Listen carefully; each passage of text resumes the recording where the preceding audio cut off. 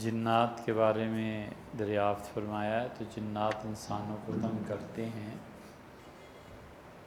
انسان کے جسم میں وہ حلول کر جائیں ایسے نہیں ہوتا، وہ ایک الگ مخلوق ہے، اور یہ ہو جاتا ہے کہ وہ اس کی زبان پر بولتے ہیں۔ اور خواتین کو جو جنات پڑھتے ہیں اور بہت سے مردوں کو ہم نے اکثر دیکھا یہ فراڈ ہوتا ہے، 80-90% فراڈ ہوتا ہے۔ نفسیاتی مسائل ہوتے ہیں، لوگوں کی توجہ حاصل کرنی ہوتی ہے، اور کئی سال دیکھتے رہے ہاسپٹل جس زمانے میں اللہ تعالیٰ کی توفیق سے چلا رہے تھے، تو ڈاکٹر صاحب سے کچھ ہو گیا ہے، یہ ہو گیا ہے، پھر وہ جنات اس سے پڑ جاتے تھے، عجیب و غریب حرکتیں۔ تو وہ کہتے تھے کہ آدھے گھنٹے کے اندر ٹھیک ہو جائے گا مسئلہ، آپ بے فکر ہیں۔ اللہ جانے کیا انجیکشن لگاتے تھے، اسے بار بار واش روم جانا پڑتا تھا، تو فوراً ہی ٹھیک ہو جاتا تھا مسئلہ۔ اور ایسے بھی اللہ معاف کرے منظر دیکھنے میں آئے کہ ڈاکٹر صاحب کے کمرے میں جا کے وہ بیچاری عورت ہی رو پڑی اور پاؤں پکڑ لیا، خدا کا واسطہ ہے ڈاکٹر صاحب یہ انجیکشن بند کریں، مجھے کوئی جن نہیں پڑے گا۔ تو یہ ہوتا ہے، نفسیاتی مسائل ہیں اور یہ چیزیں، اور اگر جنات اور ایسی چیزیں تنگ کریں تو سب سے اچھی چیز اللہ کی پناہ ہے، بس اللہ سے پناہ مانگنی چاہیے۔ اور جو رسول اللہ صلی اللہ علیہ وسلم نے اللہ سے پناہ مانگنے کی دعائیں اور جو قرآن کریم کی آیات ہیں بس انہیں پڑھنا چاہیے، سب سے اچھی چیز۔ حضور صلی اللہ علیہ وسلم سے بہتر کوئی چیز کوئی نہیں بتا سکتا، جو انہوں نے فرما دی ہے بس وہ کرنا چاہیے۔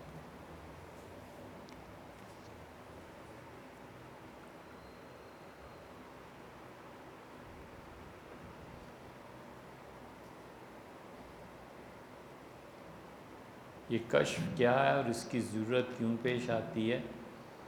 کشف کہتے ہیں صوفیہ کی اصطلاح میں کہ کوئی بھی کام جو آئندہ کو ہونے والا ہوتا ہے، انسان کو پہلے سے اس کی صورت دکھا دی جائے۔ الہام ہوتا ہے، اس میں صورت تو نہیں دکھائی جاتی لیکن بتا دیا جاتا ہے کہ یہ ہونا ہے۔ اور کشف میں جو واقعہ ہونا ہے اس واقعے کو ہی دکھا دیا جاتا ہے۔ صحابہ کرام رضی اللہ عنہ میں بھی تھا، اور یہ الہام بھی تھا، خود حضور اقدس صلی اللہ علیہ وسلم کو کے ساتھ بھی ایسی کیفیت پیش آ جاتی تھی۔ حضرت ابوبکر رضی اللہ عنہ نے وصیت کی کہ یہ حصے لگانا۔ 63 برس کی ان کی عمر تھی، تو انہوں نے جب حصے لکھوائے اپنی وراثت کے، تو ام المومنین حضرت عائشہ رضی اللہ عنہ کہتی ہیں کہ مجھ سے فرمایا کہ اپنی ایک اور بہن کا بھی تم اس میں وراثت میں حصہ تمہیں دینا پڑے گا۔ تو میں حیران ہوئی کہ ہماری اور کون سی بہن ہے، پھر ادب کی وجہ سے میں بولی نہیں، تو مجھے نہیں معلوم تھا کہ میری سوتیلی والدہ امید سے ہیں۔ جب ہماری بہن پیدا ہوئی سیدنا ابوبکر رضی اللہ عنہ کے بعد، تو پھر مجھے پتہ چلا کہ وہ والد صاحب کی مراد یہ تھی۔ تو یہ چیزیں ہوتی رہتی ہیں، کوئی ایسی بڑی بات نہیں ہے، اللہ کا حکم ہوتا ہے، ہوتی ہیں، کوئی نہیں جھانکتا، کوئی نہیں جان بوجھ کے عالم کشف میں داخل ہونا یہ بڑی خطرناک چیز ہو جاتا ہے۔ آپ کسی معاملے کی طرف مسلسل متوجہ رہے اور اللہ سے دعا مانگتا رہے تو یہ چیزیں ہو جاتی ہیں، مگر نہایت خطرناک معاملہ ہے۔ کبھی کبھی اس زوم میں آ کے کہ میں بڑا آدمی بن گیا ہوں، اللہ کی نظر سے اور گر جاتا، کبر آ جاتا، تواضع نہیں رہتی، عاجزی باقی نہیں رہتی۔ کشف القبور تو بالکل نہیں کرنا چاہیے، یہ صوفیہ نے لکھی ہیں چیزیں، لیکن بالکل ان کاموں میں نہیں پڑھنا چاہیے، یہ تصوف تھوڑا ہی ہے، ولیعذ باللہ کیا کہیں۔ کئی صوفیوں نے یہ چیزیں لکھی. آپ نے بالکل سچ کہا ہے کہ وہ اس کا اور اللہ کا معاملہ ہے، قبر میں اس کے ساتھ کیا ہو رہا ہے. بہت ہی کیا کہوں بےہودگی ہے، جائز نہیں ہے. درود شریف کا مختصر صیغہ جس کو تسبیح میں پڑھا جائے کون سا؟ یہ اس جمعے کو سوال آیا تھا اور ہم نے تفصیل سے بتایا، لیکن صلی اللہ علیہ وسلم پڑھتا ہے. اس سے بھی اچھی چیز یہ ہے جو نماز میں السلام علیکہ ایھا النبی ورحمۃ اللہ وبرکاتہ، بس. اور چاہے تو آگے بڑھا لے، السلام علینا وعلی عباد اللہ الصالحین، یہ بڑھا لے، بہت اچھا. یہ تو نص سے ثابت، یہ تو نصوص سے ثابت.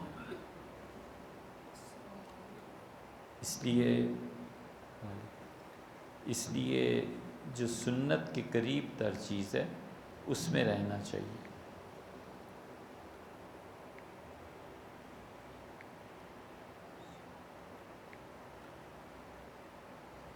جو سنت کے قریب تر چیز ہے اس میں رہنا چاہیے.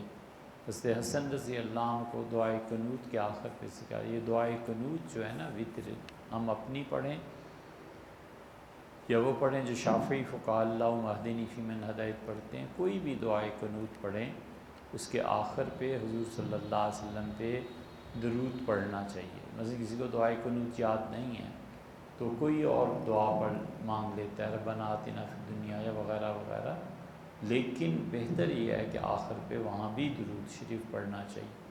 حضرت حسن رضی اللہ عنہ کا آپ نے سکھایا تھا اور آپ نے آیا تھا بیٹے یہ کہا کرو کہ صلی اللہ علی نبی الکریم، صلی اللہ علی النبی الامی، یہ سب پڑھا جا سکتا.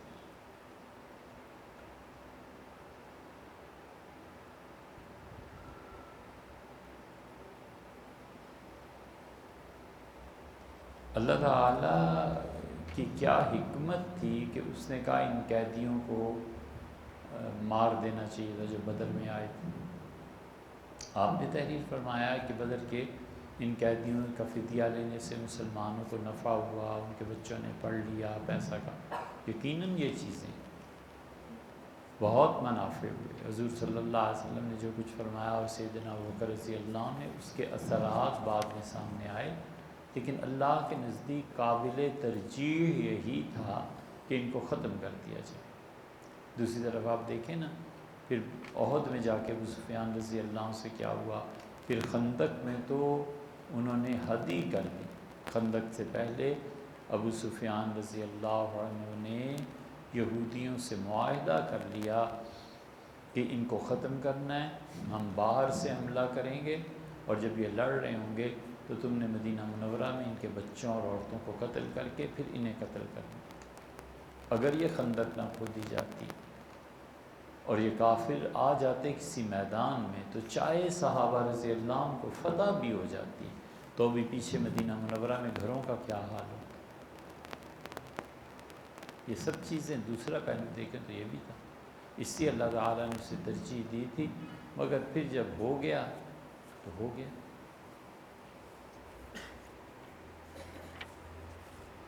ہم یہ نہیں کہہ رہے کہ اللہ کی حکمت یہی تھی، وجہ اس کی یہ ہے کہ اللہ بہتر جانتا ہے اس کی کیا حکمت ہے.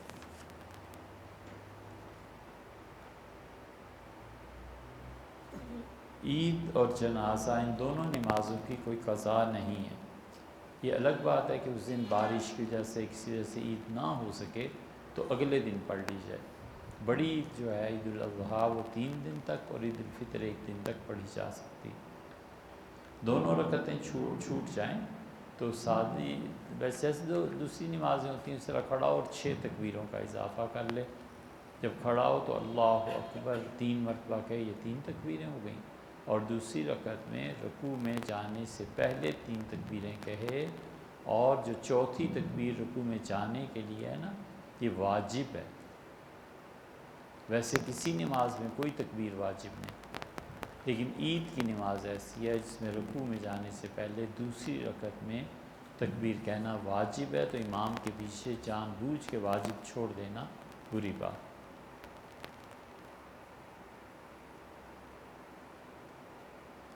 عید کی نماز جمعے کے دن ہو تو بجائے جمعہ کے نماز کے صرف ظہر پڑھنی چاہیے۔ حضور صلی اللہ علیہ وسلم نے ایک بات فرمائی تھی، بعض ائمہ اس کے قائل ہیں کہ جمعہ اور عید مل جائے تو عید پڑھی جائے گی اور جمعہ چھوڑ دیا جائے گا۔ بعض حنبلی قائل ہیں اس کے، وہ کہتے ہیں کہ جمعہ نہ پڑھا جائے، بس عید پڑھ لی جائے جمعے کے وقت کو فارغ۔ اور وجہ اس کی یہ تھی کہ رسول اللہ صلی اللہ علیہ وسلم کے پیچھے آئے ہوئے تھے بہت سے دیہاتی نماز پڑھنے عید کے موقع پہ۔ آپ نے فرمایا تمہارا جی جائے تو ظہر پڑھو اور جی جائے تو گھر چلے جاؤ۔ اس سے فقہا نے، حنفی فقہا نے کہا اس کا مطلب یہ ہے کہ ظہر پڑھو نہیں تو گھر جاؤ، یعنی نماز پڑھ لینا۔ حنبلی کہتے ہیں اس کا مطلب ہے کہ یا ہمارے ساتھ ظہر پڑھ لو یا جاؤ، مطلب ہے کوئی نماز نہیں۔ تو ہے مسلک بعض رات کا، لیکن یہ نہیں ہے، دونوں نمازیں پڑھنی چاہیے، جمعہ بھی اور عید۔ اتوار کی نشست میں اشتیاق کے بارے میں بیان کیا، یہ قوالی اور یہ چیزیں تو بہت بعد کی بات ہے۔ اصل چشتی بزرگ جو تھے وہ کہتے تھے کہ اچھی آواز میں اللہ کی تعریف پہ مبنی کوئی اشعار پڑھ دے۔ ہوتا یہ ہے کہ اللہ تعالیٰ کی محبت، عشق، شوق، خدا کے ساتھ تعلق، یہ چیزیں انسان میں اس قدر بڑھ جاتی ہیں کہ اس کی تسکین اللہ کے سامنے رونے سے، آنسو بہانے سے، ان چیزوں سے ہو جاتی ہیں۔ مرزا مظہر جان جانا رحمۃ اللہ علیہ بہت بڑے صوفی ہیں، ان سے بڑا صوفی کون ہوگا۔ حضرت نے ایک جگہ کیا لکھا، شعر ایک ان کا ہے، حضرت نے فرمایا کہ الہی سرزمین درد دل کا حال کیا ہوتا، گر ہماری آنکھ چشم تر سے می نہ برساتی۔ تو اس لیے ان مشائخ کا، ان لوگوں کا حال ایسے رہا ہے، تو وہ اچھی آواز میں شعر سن لیتے تھے بغیر کسی موسیقی کے، آواز اچھی ہوتی، اسے کہتے تھے سماع بس۔ اور نقشبندی اس کے بھی قائل نہیں تھے، وہ کہتے تھے بالکل نہیں، اس طرف جانا ہی نہیں۔ یہ تھا، یہ موسیقی اور یہ چیزیں بہت بعد میں آئیں، لیکن موسیقی ایک علاج ہے، یہ بات ہر آدمی نہیں جان سکتا، لیکن موسیقی اپنے طور پہ پرانے جو ماہر حکیم تھے نا، وہ اسے علاج کے طور پہ بھی استعمال کرتے تھے، اب وہ لوگ ہی نہیں رہے۔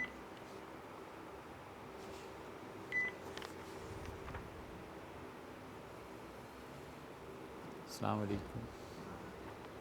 وعلیکم۔ اوہو جی، میں ابھی فون آپ کو کرتا ہوں، ابھی فون، ٹھیک جی، اچھا شکریہ آپ کا، کر لیجیے۔ السلام علیکم۔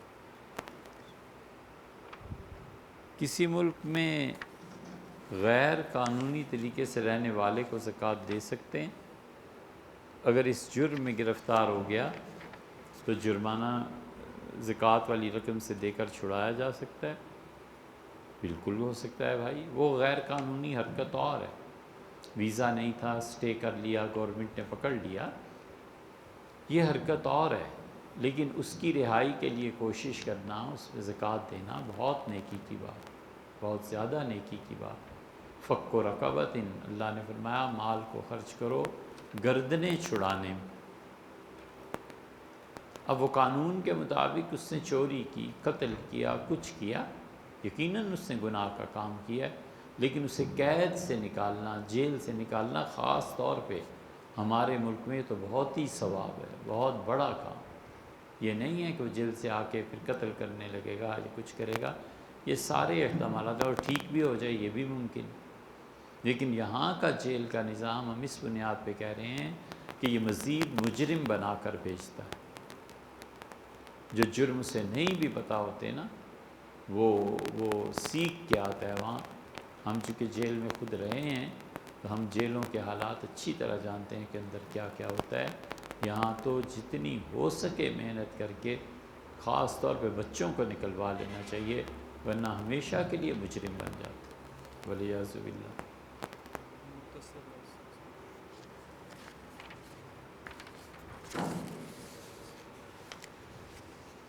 کہاں؟ اچھا اچھا،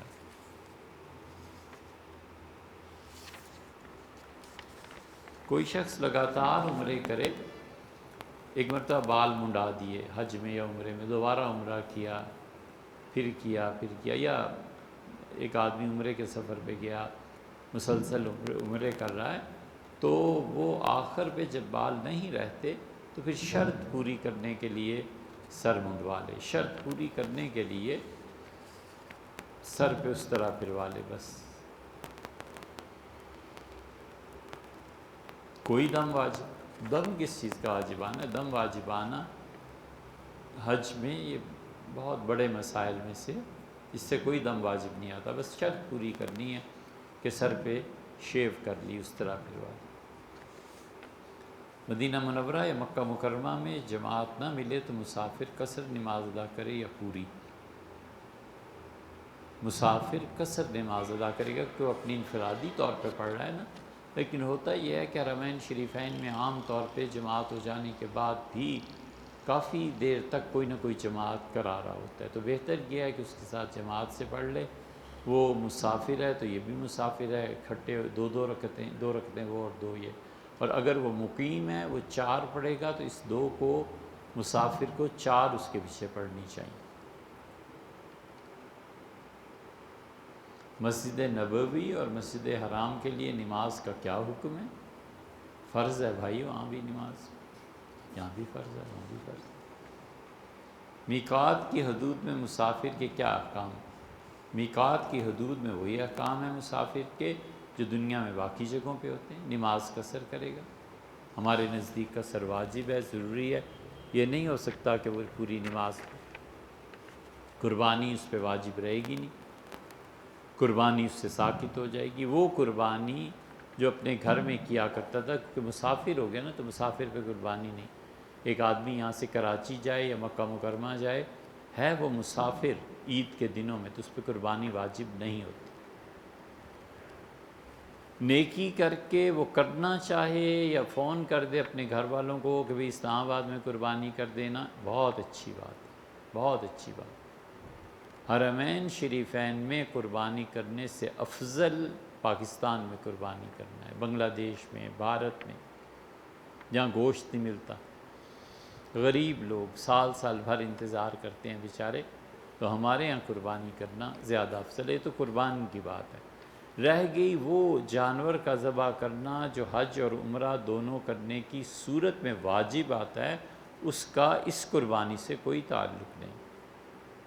وہ تو اس نے اللہ کے شکر میں ایک جانور ذبح کیا کہ اللہ نے ایک سفر میں حج اور عمرہ دونوں کی عبادت کی توفیق دی، یہ شکر ہے خدا کا اس نے۔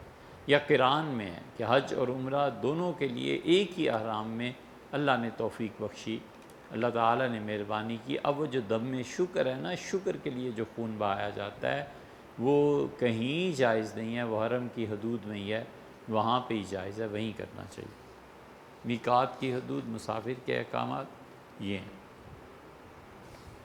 سائنسدان ڈیوڈ گوڈیل کی خودکشی کے حوالے سے بات کریں۔ بھیا ہم کیا بات کریں، اعتکاف اور پھر کبھی موقع ملا تو انشاءاللہ۔ حضور اقدس صلی اللہ علیہ وسلم پہ یہ جو پڑھا جاتا ہے کہ میں پیس بھی اپان ہم، یہ درود شریف کا قائم مقام ہے، اسی کا ترجمہ ہے۔ جیسے کوئی اردو میں کہتا ہے کہ حضور اللہ ان پہ درود اور برکتیں نازل فرمائے، یہ درود شریف ہی کا قائم مقام ہے۔ افضل تو بہرحال وہی ہے کہ عربی میں جو رسول اللہ صلی اللہ علیہ وسلم نے تجویز فرمایا ہے یا بعد کے حضرات نے، اسے پڑھا جائے۔ لیکن یہ جو لکھنے میں ہے نا PBUH، پیس بھی اپان ہم، اسے نہیں کرنا چاہیے۔ اردو میں سلام لکھ دیتے ہیں، صاد لام عین میم، کیا مطلب کیا جاتا ہے؟ حضور صلی اللہ علیہ وسلم کے نام کے ساتھ درود شریف صلی اللہ علیہ وسلم بولنا اور لکھنا چاہیے، جاتا کیا ہے؟ 2 سیکنڈ نہیں لگتے، اور اتنی بڑی ہستی کے حق میں اس طرح کی چیزیں ہمیں تو بہت ہی ناگوار گزرتی۔ اللہم ارنی حقیقت الاشیاء کما ہی، اللہم ارنی حقائق الاشیاء، یہ اسلاف کا، صوفیہ کا قول ہے، حضور صلی اللہ علیہ وسلم سے کوئی ایسی چیز منقول نہیں۔ لیکن یہ دعا ہے بڑی خطرناک،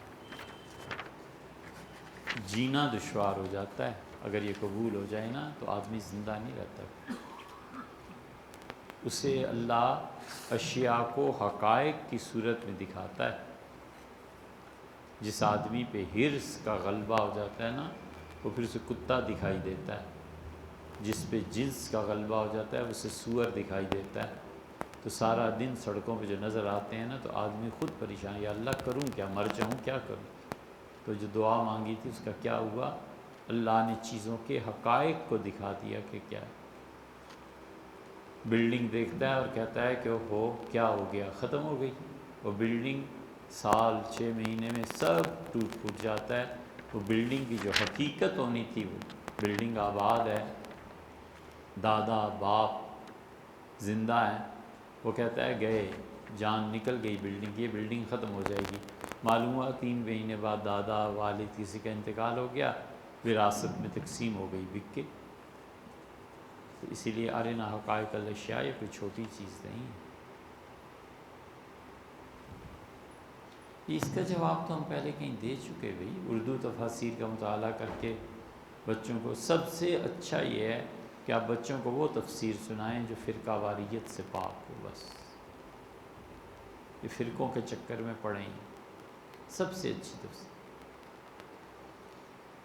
درس قرآن آسٹریلیا مسجد لاہور اسٹیشن پہ، بالکل اسٹیشن پہ، کسی سے پوچھ لیں آسٹریلیا مسجد کہاں ہے، آسٹریلیا بلڈنگ، تبلیغ والے بھی اکثر ٹھہرتے ہیں وہاں، آسٹریلیا بلڈنگ میں جائیں۔ درس قرآن تقسیم کے بعد کچھ بزرگوں نے مرتب کر دیا تھا، ان کی تحریک تھی کہ لوگ قرآن کو سمجھیں، ہر فرقے کے لوگوں کے لیے انہوں نے قرآن کو آسان اردو ترجمے، 2 ترجمے اور تشریح 1 صفحہ، بس ایک آیت پہ لمبی آیت ہے تو 2 صفحے 3 صفحے، بڑی اچھی چیز انہوں نے لکھی ہے۔ یہ بچوں کو سنائیں، یہ پڑھیں، خود بھی بچوں کو سنائیں، کوئی فرقہ واریت نہیں، کچھ نہیں، اللہ کی توحید پہ انہوں نے زور دیا ہے، ہونا بھی چاہیے تھا۔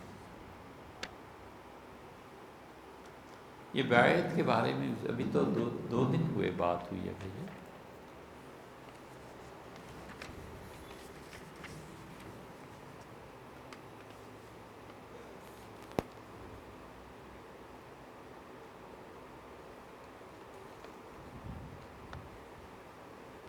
دیکھیں حضور صلی اللہ علیہ وسلم جب قعدے میں بیٹھتے تھے تو اپنے دائیں ہاتھ کے ساتھ کیا کرتے تھے، یہ ہے احادیث میں۔ کچھ کا خیال یہ ہے کہ رسول اللہ صلی اللہ علیہ وسلم بیٹھتے ہی 2 انگلیوں کو موڑ لیتے تھے، اور یہ جو انگلی درمیان میں ہے اور یہ جو انگوٹھا ہے اس کا دائرہ بنا لیتے تھے، اور ایک انگلی کو جھکا لیتے تھے۔ نماز کے آغاز، بیٹھنے کے آغاز سے لے کے سلام تک اسی حالت میں رہتے تھے۔ یہ کچھ محدثین ایسی روایات لائے۔ کچھ کہتے ہیں کہ رسول اللہ صلی اللہ علیہ وسلم شروع میں یہ حالت رکھتے تھے، پھر انگلی کھڑی کرتے تھے اللہ کی وحدانیت کی گواہی کے لیے۔ خطبہ جمعے کا جو ہوتا ہے نا، جب مؤذن کہتا تھا اشہد ان لا الہ الا اللہ، تو حضور صلی اللہ علیہ وسلم انگلی اٹھاتے تھے، یا پھر نماز میں اٹھا، اور نماز میں انگلی اٹھا کر پھر اسے رکھ دیتے تھے، یا یہ قائم رہتی تھی۔ محدثین میں سے کچھ ادھر گئے ہیں، کچھ ادھر گئے۔ پھر رسول اللہ صلی اللہ علیہ وسلم انگلی کو حرکت دیتے رہتے تھے۔ کچھ لوگوں کا خیال، کچھ کا خیال یہ ہے کہ رسول اللہ صلی اللہ علیہ وسلم انگلی کو گھماتے تھے، اور حنفی فقہا کہتے ہیں حرکت سے یہ مراد ہے کہ انگلی پہلے ٹکی ہوئی ہوتی تھی، اسے کھڑا کر دیتے تھے۔ تو یہ ساری چیزیں احادیث میں آئی ہیں۔ پھر آپ نے یہ کہا کہ تشہد میں انگلی کو گرانا یا جھکانا، یہ بھی تھا۔ کچھ کہتے ہیں تھوڑا سا گرا دیتے تھے، کچھ کہتے ہیں بالکل گرا، کچھ کہتے ہیں ہاتھ کو پھر کھلا کر انگلیاں کھول دیتے تھے۔ یہ سب چیزیں احادیث میں آئیں، ان میں کوئی طریقہ اختیار کر لیا جائے سب درست۔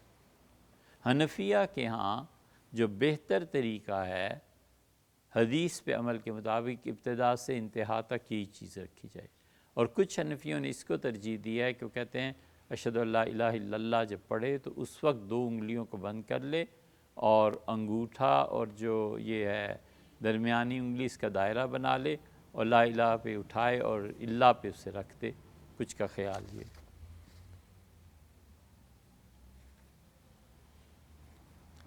سورہ النجم میں کعبہ قوسین سے کیا مراد ہے؟ کعبہ قوسین بہت قریبی دوست۔ عرب جب جنگ کے معاہدے کرتے تھے، ایک دوسرے کے حلیف بنتے تھے، خون میں ہاتھ ڈبوتے تھے سب کہ جنگ کرنی ہے مل کے، اور جب خوشی کے معاہدے ہوتے تھے تو خوشبو میں ہاتھ ڈبوتے تھے، اور جب ایک دوسرے کے ساتھ مرنے جینے کے عہد و پیمان قبیلے باندھتے تھے تو ایک تیر اس قبیلے کا ایک تیر اس قبیلے کا وہ لے کے ایک کمان کے چلے پہ چڑھا کے ہوا میں چھوڑ دیتے تھے۔ تو کعبہ قوسین کا مطلب یہ تھا کہ دو کمانوں کے برابر کا فاصلہ، دونوں کمانوں سے وہ ایک کمان سے دو تیر چلے، تو مطلب ہے دونوں آپس میں اتنے اکٹھے رہیں گے ہمیشہ ہمیشہ کے لیے۔ یہ کعبہ قوسین اس سے مراد یہ تھی۔ جبریل امین حضور صلی اللہ علیہ وسلم کے کتنے قریب ہوئے؟ کعبہ قوسین، اللہ نے فرمایا دو کمانوں کے برابر او ادنا، یا اس سے بھی کم فاصلہ جبریل میں اور رسول اللہ صلی اللہ علیہ وسلم میں رہ گیا۔ آیت نمبر 17 پڑھنے سے آنکھ کی بیماری کچھ معلوم نہیں بھائی۔ آیت معراج سے متعلق ہے۔ یہ آیت معراج سے زیادہ غار حرا کے متعلق ہے۔ غار حرا میں کتنا فاصلہ رہا تھا، کیونکہ غار حرا میں رسول اللہ صلی اللہ علیہ وسلم جب نے کہا کہ آپ پڑھیے تو رسول اللہ صلی اللہ علیہ وسلم میں پڑھا ہوا نہیں ہوں، تو انہوں نے جبریل امین نے اپنے سینے کے ساتھ لگا کے رسول اللہ صلی اللہ علیہ وسلم کو بھیجا، معانقہ کیا، بہت زیادہ طاقت کے ساتھ۔ آپ نے کہا مجھے لگتا تھا میری تو جان نکل جائے گی، حضرت خدیجہ رضی اللہ عنہا سے فرمایا تھا یہ۔ تو یہ اس قرب کا ہے جو غار حرا میں پیش آیا، اللہ تعالیٰ کے متعلق ایسی چیزیں نہیں ہیں۔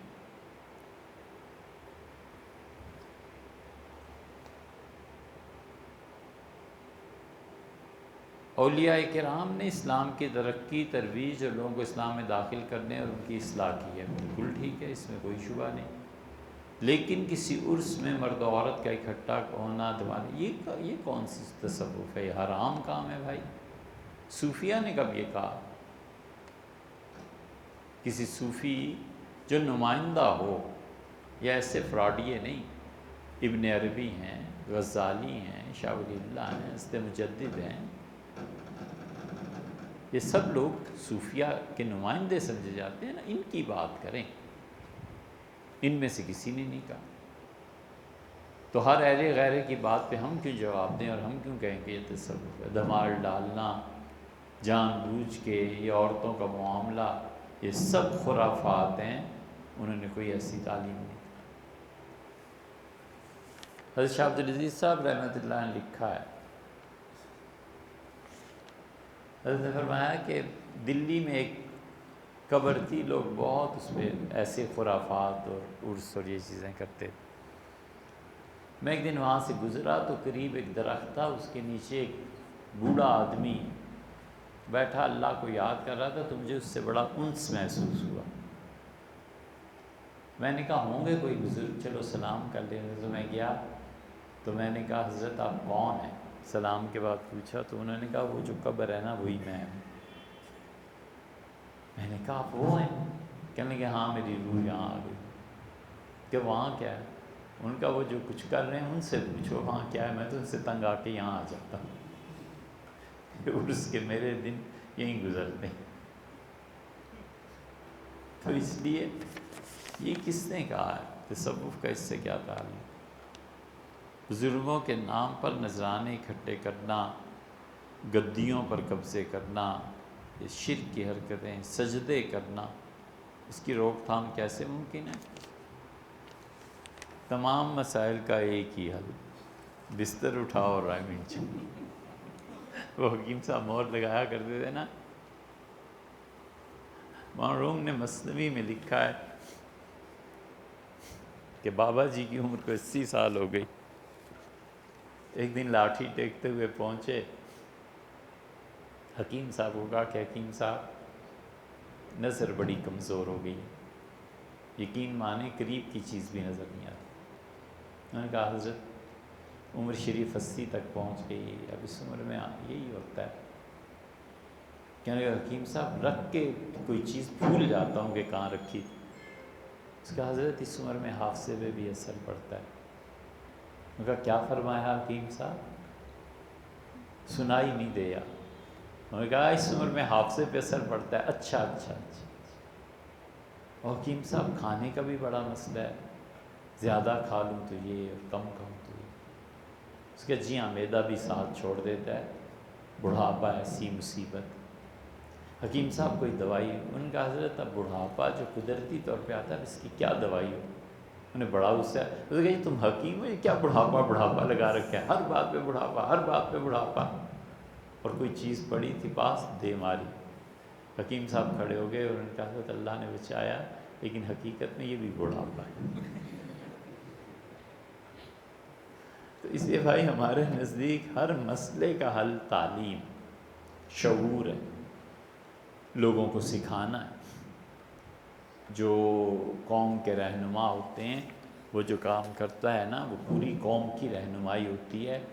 وہ ایسے ماڈلز، ایسے لوگ منتخب کرنا جو امت کے لیے ہدایت بن سکیں، یہ طریقے۔ بلاول نے کیا کیا؟ بتوں پہ جا کر دودھ چڑھایا، یعنی وہ تو کم گناہگار ہوگا، جوتے زیادہ پڑیں گے شاید اس مراد علی شاہ کو، سید خاندان، اور جا کے بتوں پہ دودھ چڑھا رہا ہے۔ خدا نہیں پوچھے گا کہ تمہارے خاندان سے تو دین پھیلا تھا، تم کیا کفر میں شرک نہیں ہے؟ نواز شریف تمنا کر رہا ہے کہ ہولی اور دیوالی اور ہو جائیں، میں ہوتا ہولی کرتا یہ کرتا، اور موجودہ وزیر اعظم جا کے قبر پہ سجدہ کر رہے ہیں۔ کوئی غیرت نہیں لوگوں کو رہی، کوئی شرم حیا نہیں رہی، کوئی غیرت اللہ کی توحید میں اتنی بھی ان میں نہیں رہی۔ یہ بالکل بے غیرت تھے پی ٹی آئی والے، اس سجدے کو برداشت کر گئے۔ کیوں برداشت کریں یار؟ کیوں اللہ کے ساتھ شرک کی حرکتیں برداشت کریں؟ جوڑا غرق کو تمہارا، اللہ کے علاوہ دوسروں کو سجدے کرتے ہو۔ اور اتنے خراب مولوی ہیں، ان میں سے کسی کو توحید پہ غیرت نہیں آئی، کسی نے تردید نہیں کی۔ اللہ معاف کرے۔ یہ سب حرکتیں کفر کی حرکتیں۔ یہ کون سا تصوف ہے؟ یہ کون سی روحانیت؟ ہم باز آئے ایسی روحانیت سے اور ایسے اسلام سے جس میں اللہ کے علاوہ غیر کی پرستش کریں، ہم باز آئے بھائی والیاذ باللہ۔ تو اس لیے یہ ساری چیزیں تصوف نہیں ہیں، یہ سب شرک کی چیزیں، یہ سب کفر کی چیزیں۔ لیکن ہم خدا کی غیرت، کل کو ختم نبوت کا انکار کرتے ہیں، حضور صلی اللہ علیہ وسلم کی غیرت بھی مر جائے، سوچو نا۔ ہو گئے میں سجدہ کرتا رہا، اس وقت تو تم نے کچھ نہیں کہا، اب میں ختم نبوت کا انکار رہا ہوں تو اب تو فتوے لگا رہے ہو، وہ جو کیا تھا اس پہ کیوں نہیں بولے؟ اس لیے عقیدہ بالکل ایسی چیز ہے کہ برات کا اظہار کرنا چاہیے، ادب رہے، الفاظ تہذیب کے ساتھ کہنا چاہیے کہ جی میں اس سے ہم نہیں کرتے گا، انی بریء مما تشرکون۔ اور ابراہیم بولے اور ان کا میں بیزار ہوں ان حرکتوں سے جو تم کرتے ہو، سجدے کرتے ہو۔ اچھا بھائی،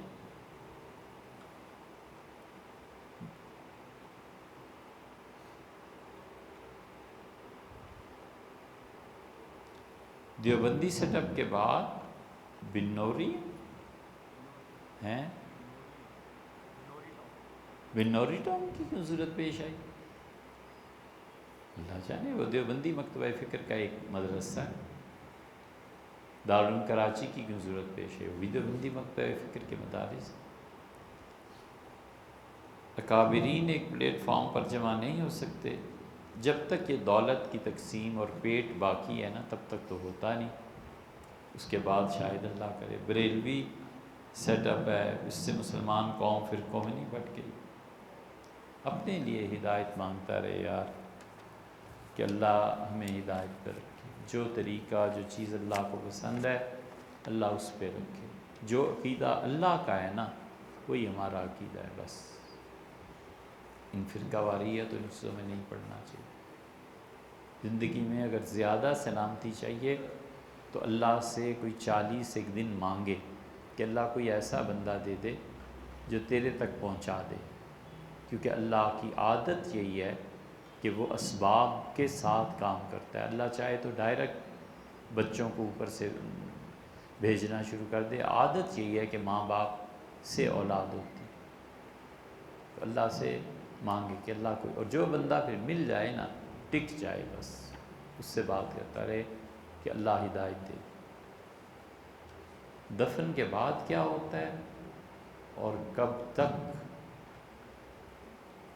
دفن کے بعد تو پھر ہوتا ہے ہمیشہ کے لیے، اچھا یا برا جو بھی ہوتا ہے وہ ہمیشہ کے لیے ہوتا ہے، اللہ یہ کہ اللہ معاف فرما دے تو ایک الگ بات ہے، پھر جنت دے دے، پھر اپنی رضا اور خوشی نصیب فرمائے۔ دفن کے بعد قبر میں فرشتے آ جاتے ہیں، پھر جو اس کا اصل مقام ہوتا ہے برزخ میں وہ دکھایا جاتا ہے، پھر جو جنتی ہوتا ہے اس کی قبر کو اتنا وسیع کر دیتے ہیں کہ تا حد نظر وہ دیکھتا ہے، اللہ کے فرشتے اس سے ملتے ہیں، رحمتیں آتی ہیں، برکتیں نازل ہوتی ہیں، انبیاء علیہ والسلام کی روحوں کے ساتھ اس کی روح ملا دی جاتی ہے، پھر درجے ہیں، اس درجے میں، اس درجے میں، اس درجے میں، پھر بلندی ہوتی رہتی ہے، یہ ہوتا ہے۔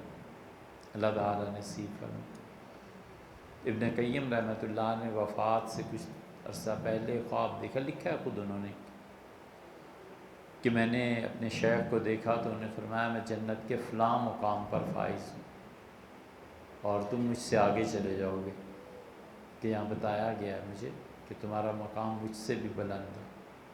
یہ سب چیزیں اللہ کے یہاں ہوتی ہیں۔ مقربین بارگاہ ہوتے ہیں اور پھر اصحاب الیمین ہوتے ہیں۔ سورہ واقعہ کو آپ پڑھیں نا تو اللہ تعالیٰ نے فرمایا کہ بہت تھوڑے، قلیل من الآخرین، بہت تھوڑے لوگ اس امت کے آخر سے چنیں گے اور اس امت کے جو پہلے گزرے ہیں ان میں بہت ہوں گے اور ہمارے بڑے قریبی لوگ ہوں گے۔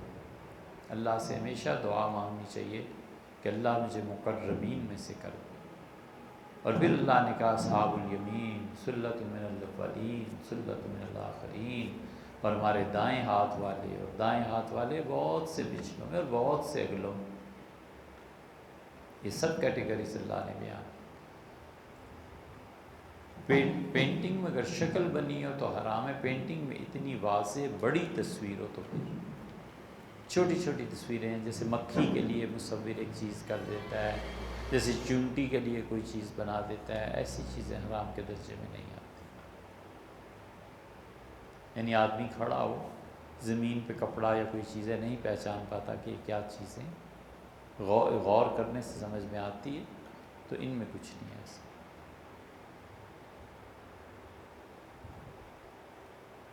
یہ صاحب پڑھ کیسے لکھا ہے، اردو کیوں آپ خراب لکھ رہے ہیں؟ نماز کا وقت ہو گیا، یعنی اخبار میں جو وقت ہوتا ہے اس کے مطابق اذان نہیں ہوئی تو نماز پڑھی جا سکتی، محلے کی مسجد میں اذان ہو جائے پھر پڑھے، یہ زیادہ اچھا ہے، لیکن اگر اذان نہیں ہوئی تو بھی نماز پڑھی جا سکتی۔ اردو ہے جس کا نام ہم ہی جانتے ہیں داغ، سارے جہاں میں دھوم ہماری زبان کی۔ یہ جس زبان میں آدمی گفتگو کرتا ہے نا، ماں کی جو زبان ہوتی، اگر یہ زبان صحیح طرح نہ آئے تو دین پورا نہیں ہوتا۔ اتنی ضروری ہے زبان سیکھنا، یہ دین کی بنیاد ہے، دین کی اساس ہے۔ اگر کوئی شخص اردو بولتا ہے، اسے اردو نہیں آتی پوری طرح، وہ دین کے معاملے میں ٹھوکر کھائے، وہ ضرور ٹھوکر کھائے۔ مثلاً لکھا ہوا ہے کہ ایام 20 میں روزے رکھے، اسے سمجھ ہی نہیں آئے گی، اور اردو پڑھی ہوئی ہو تو پھر پتہ چلے گا کہ ایام یوم کی جمع ہے، دن 20، ابیض اردو میں استعمال ہوتا ہے، مسودہ، تو اسے سمجھ آئے گی کہ اچھا یہ وہ دن ہیں جو روشن ہوتے ہیں، پھر ٹرمینالوجی میں آئے گا تو دیکھے گا کہ وہ 3 دن جو راتیں بھی دن بن جاتے ہیں، 13، 14 اور 15 چاند کی جو ہے، اسے ایام بیز کہتے ہیں۔ اسی طرح نماز کی ترکیب لکھی ہوگی، اس میں آ جائے گا کہ سجدہ ایسے کرے۔ اب وہ اردو ہے، اسے اردو سمجھ نہیں آتی، اردو میں ہی لکھا ہوا ملے گا، بھئی ایک بینی اور 2 گوشت نکال دیا گیا، یعنی حضور صلی اللہ علیہ وسلم نے اپنی مجلس سے اسے بیک بینی اور 2 گوشت، ایک ناک اور دونوں کانوں سمیت نکال دیا، مطلب بالکل ہی اٹھا دیا۔ تو وہ اردو نہیں آتی ہوگی اچھی، دین کا کیا کرے گا؟ تقویٰ کی چند مثالیں بیان کریں۔ تقویٰ بہت سی چیزیں جنہیں شریعت جائز قرار دیتی ہے، لیکن آدمی اپنے دین کو بچاتا ہے کہ ممکن ہے وضو ہے، ممکن ہے نہ ہو، شریعت کہے گی نماز پڑھ لو، کیونکہ وضو اور طہارت کا ہونا نہ ہونا اتنا یقینی ہے کہ قسم کھائے کہ اللہ کی قسم وضو نہیں ہے اب نہ پڑھے، اللہ کی قسم وضو ہے اب پڑھ لے۔ وہ کہتا ہے میں جو اتنے شک میں پڑا ہوں تو اٹھ کے دوبارہ وضو کر کے نماز کیوں نہ پڑھ لوں، یہ اس کا تقویٰ ہے۔ اگرچہ شریعت نے اسے اجازت دی تھی کہ شک کا یہ تمہیں فائدہ دیا جا سکتا ہے، مگر اس نے کہا میں نے دوبارہ وضو کر کے، یہ اس کا تقویٰ ہے، اللہ کے ساتھ تعلق۔ پیسے مل گئے، مہینے کی تنخواہ مل گئی، خیال آیا کہ پتہ نہیں پورا مہینہ کام کیا بھی ہے یا یار کتنا ہو گیا ہوگا، چلو اس میں سے 100 روپے اللہ کے نام پہ دے دیتے ہیں، اللہ تعالیٰ محفوظ ہے۔ اس کا شخص کا تقویٰ ہے، جو اس کی نیکی ہے، اس نے بڑا اچھا کام کیا۔ نماز پڑھی، وقت کچھ مل گیا فارغ، پتہ نہیں کتنی نمازیں رہ گئیں، قضاءت کا تو یاد، چلو 2-4 نفل یار پڑھ لیتے، یہ اس کا تقویٰ ہے۔ مہمان کو کھانا کھلایا جا سکتا ہے، روٹی سالن بھی کافی ہے، تو کہتا ہے نہیں، حضور صلی اللہ علیہ وسلم نے کہا ہے کہ من کان یؤمن باللہ والیوم الآخر، تم میں سے اللہ اور آخرت پر جو ایمان رکھتا ہے، فلیکرم ضیفہ، اسے چاہیے اپنے مہمانوں کی عزت کرے، ان کے لیے وہ تھوڑا بہت اپنی حیثیت کے مطابق کوئی اہتمام کر دیتا ہے، یہ اس شخص کا تقویٰ ہے، اس کی نیکی ہے۔ تہجد کے لیے سونا ضروری نہیں ہے، نہ، رات کی عبادت جو ہے نا تہجد، اس کو کہتے ہیں جو سو کے اٹھے اور پھر کرے، اور ایک ہے قیام اللیل، وہ بھی تہجد ہی ہے، اس کے لیے سونا ضروری نہیں ہے۔ تہجد کے لیے جو تہجد کا لفظ ہے اس کا بنیادی مطلب یہ ہے کہ سو کے اٹھنا، تو ضروری تو خود تہجد بھی نہیں ہے، ضروری تو وہ بھی نہیں، وہ بھی مشائخ اسے کہتے ہیں سنت موقدہ ہے، فقہا کہتے ہیں مستحب ہے۔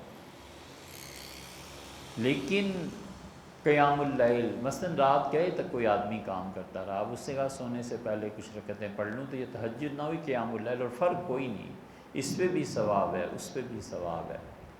جب مشقت ہوگی اٹھنے میں، دقت ہوگی، کون نیند چھوڑے، وہ زیادہ ثواب۔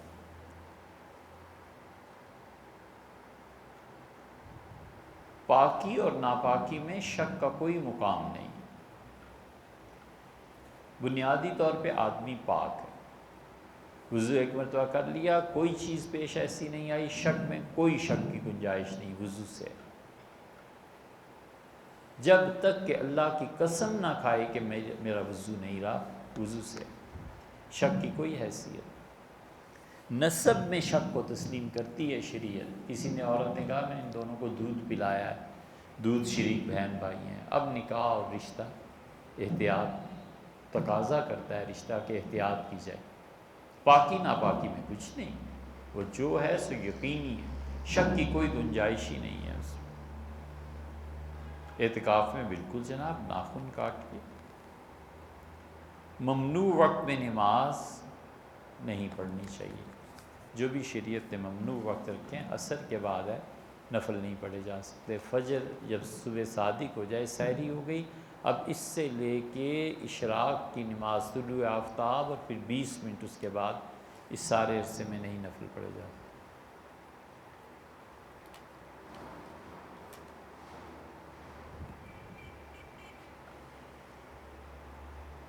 3 سال مزید سیدنا علی رضی اللہ عنہ کی خلافت رہی، 2.5 سال 3 سال سیدنا علی رضی اللہ عنہ کی خلافت رہی حرمین شریفین میں ادھر کے علاقوں میں، اور وہاں حضرت معاویہ رضی اللہ عنہ تھے۔ سیدنا معاویہ رضی اللہ عنہ نے کوئی بیعت نہیں کی تھی حضرت علی رضی اللہ عنہ کی، لیکن وہ جانتے تھے، وہ آخر تک اس پہ قائم رہے کہ عثمان کے خون کا فیصلہ کریں علی۔ ان کے ایک کاتب تھا، سیکرٹری، خط لکھ رہا تھا سیدنا علی رضی اللہ عنہ۔ حضرت معاویہ رضی اللہ عنہ بالکل جانتے تھے کہ علی کس مقام کے آدمی ہیں۔ کوفہ میں ایک ہجڑا تھا، اس کی وراثت کا مسئلہ آیا تو کسی نے حضرت معاویہ رضی اللہ عنہ کہا کہ حضرت یہ مسئلہ ہے ہجڑے کی وراثت کیسے کیا ہوگا، تو انہوں نے کہا اس کو لکھو حضرت کو۔ سیدنا علی رضی اللہ عنہ کے پاس جب خط پہنچا تو وہ سمجھ گئے، کاتب نے تو اپنا نام لکھنا تھا نا، وہی لکھا، سمجھ گئے کہ معاویہ رضی اللہ عنہ نے بھیجا، تو ہنسے اور فرمایا اللہ کا شکر ہے جس نے علی کو اتنا علم دیا ہے کہ ہمارے مخالفین بھی جب فتویٰ آئے تو ہماری ہی طرف آتے۔ ان کے کاتب نے ایک مرتبہ خط لکھتے ہوئے لکھ دیا امیر المومنین معاویہ کی جانب سے امیر المومنین علی کی، تو حضرت معاویہ رضی اللہ عنہ کا میرے نام کے ساتھ امیر المومنین نہ لگاؤ، امیر المومنین تو علی ہیں، یہ حق انہی کا ہے، میرا تو ان سے جھگڑا عثمان کے خون پہ ہے، میں اس قابل نہیں ہوں کہ ان کے ہوتے ہوئے میں ایسا ہوں۔ سب جانتے ہیں، جھوٹ نہیں تھا نا ان لوگوں میں، سچائی پہ مان جاتے۔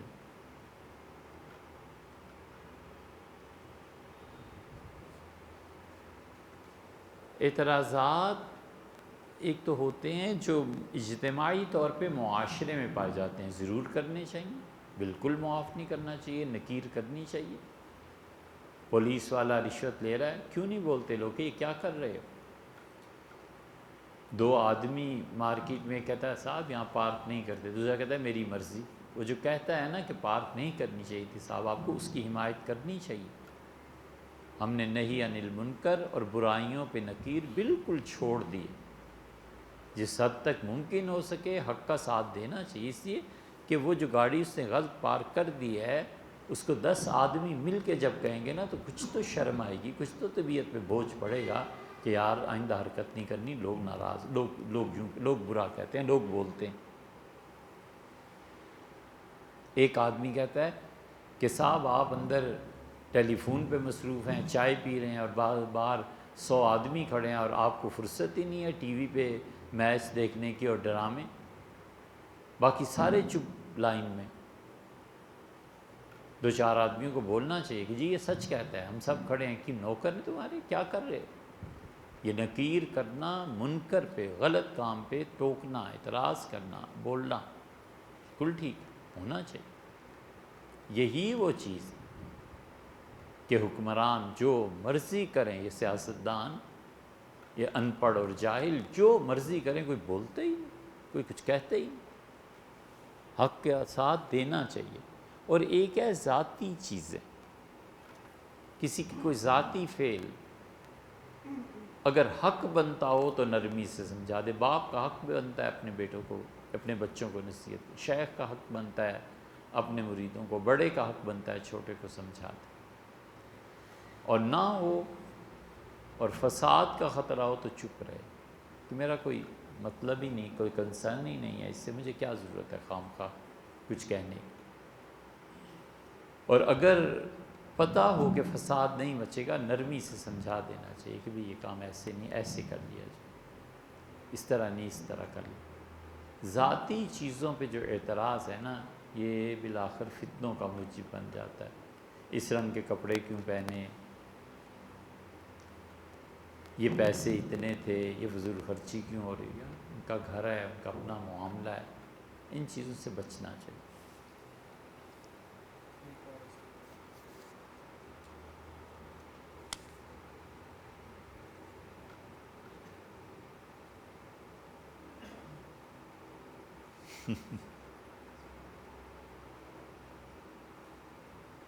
عجیب سوال ہے یہ، کعبے کا اپنا کعبہ کیا ہے؟ کعبے کا اپنا کعبہ وہ تجلیات باری تعالی ہیں جو اس پہ پڑتی ہیں. کعبہ اس طرف کو جھکتا ہے. اس سوال آیا کہاں سے دماغ میں؟ کعبۃ اللہ کی جو عمارت ہے، صوفیہ نے اسے عالم کشف میں دیکھا اور ان کا ہم نے کعبۃ اللہ کو سجدہ کرتے ہوئے دیکھا. حیران ہوئے کہ یہ کس کو سجدہ کر رہا ہے، تو معلوم ہوا کہ اللہ تعالیٰ کی تجلیات جو اس پر پڑتی ہیں باری تعالیٰ کی، کعبۃ اللہ خود انہیں سجدہ کرتا ہے. یہ ہے. اور اللہ کی تجلیات اللہ ہی کی طرف لوٹ جاتی ہیں. اللہ تعالیٰ کی تجلیات بہت قوی ہوتی ہیں. کبھی کبھی ایک تجلی خدا کی پڑتی ہے تو صبح اٹھتا ہے تو آدمی کچھ اور ہوتا ہے، اسے یاد ہی نہیں رہتا کہ میں تھا کیا.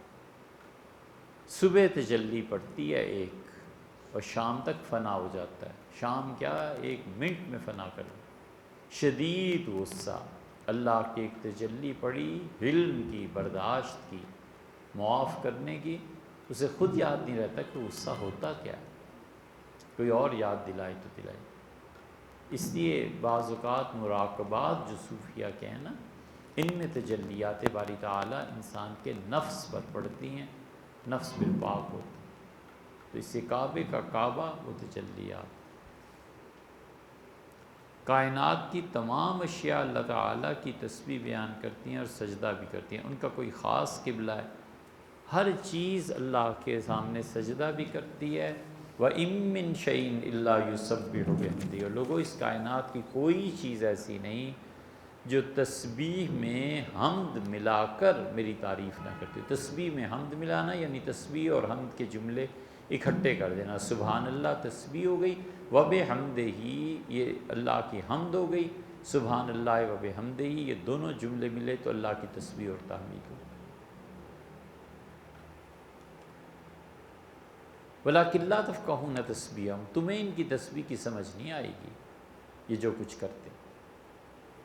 تو یہ تسبیح ہے پوری، اور کائنات کی ہر چیز کرتی ہے. اس کائنات میں کوئی چیز ایسی نہیں ہے جو اللہ کی تسبیح بیان نہ کرتی ہو. ہر ایک کا اپنا قبلہ ہے، ہر ایک کا اپنا کعبہ ہے، ہر ایک جس رنگ میں ہے بس اللہ جانتا ہے. اللہ کی تجلیات کو کے سامنے جھک رہی ہے، اللہ کے سامنے جھک رہی ہے. کعبۃ اللہ اس کا کعبہ ہے، لیکن ہے سب کا معبود ایک.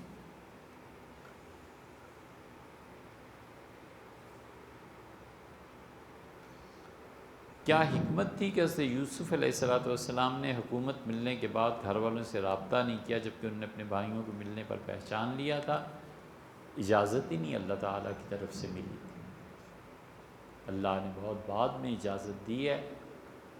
بھائی گئے اور اسے یعقوب علیہ السلام کا وہ جو امتحان ہو رہا تھا اللہ کی طرف سے، اس کی مدت پوری نہیں ہوئی تھی، اس لیے دونوں طرف روک دیا گیا، ادھر بھی اور ادھر بھی.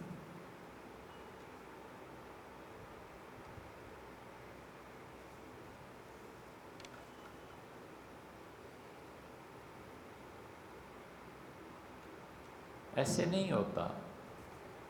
دین جو ہے نا اور اسلام اور شریعت، اس میں امتحانات آتے ہی ہیں. ایسے نہیں ہوا کرتا کہ کوئی ایسا دور گزرے جب امتحان ہی نہ ہو. بنو امیہ کے مظالم، یہ ساری تاریخ کام کرنے والوں سے بھری پڑی ہے. جنہوں نے ان مظالم کا مقابلہ کیا، کیسی سنہری تاریخ. چلو آؤ تم کو دکھائیں ہم جو بچا ہے مقتل شہر میں. یہ مزار اہل صفا کے ہیں، یہ ہیں اہل صدق کی تربت، جنہوں نے سچائی کے لیے جان لگا دی، سچائی کے لیے بولتے رہے. بڑے عظیم لوگ.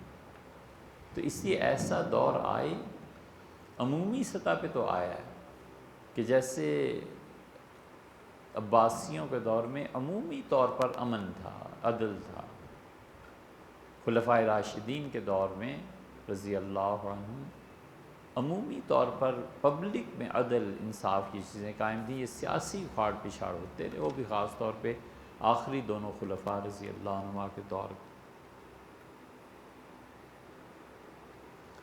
وطر میں دعائے قنوت پڑھنے کے بعد کتاب و سنت کی باقی دعائیں سب مانگی جا سکتی، سب جو کتاب و سنت میں دعائیں آئی ہیں جتنی زیادہ سے زیادہ مانگی جا سکتی ہیں سب وطر میں مانگی جا سکتی ہیں۔ سیدنا علی رضی اللہ عنہ ایک دعا کا اضافہ فرماتے تھے، ربنا آتنا من لدنک رحمہ وہیئ لنا من امرنا رشدا۔ تو جتنی دعائیں قنوت کے بعد سب مانگی، اور آخر پہ حضور صلی اللہ علیہ وسلم پہ سلام درود پیش کرنا چاہیے۔ یہ جو آپ نے درمیان میں سوال لکھا ہے نا کہ تاریخی طور پہ اور ایسی شخصیات خم ٹھونک کے مقابلہ، اور یہ بڑی لمبی باتیں ہیں، لمبا جواب ہے اس کا، اس وقت ہو نہیں سکتا۔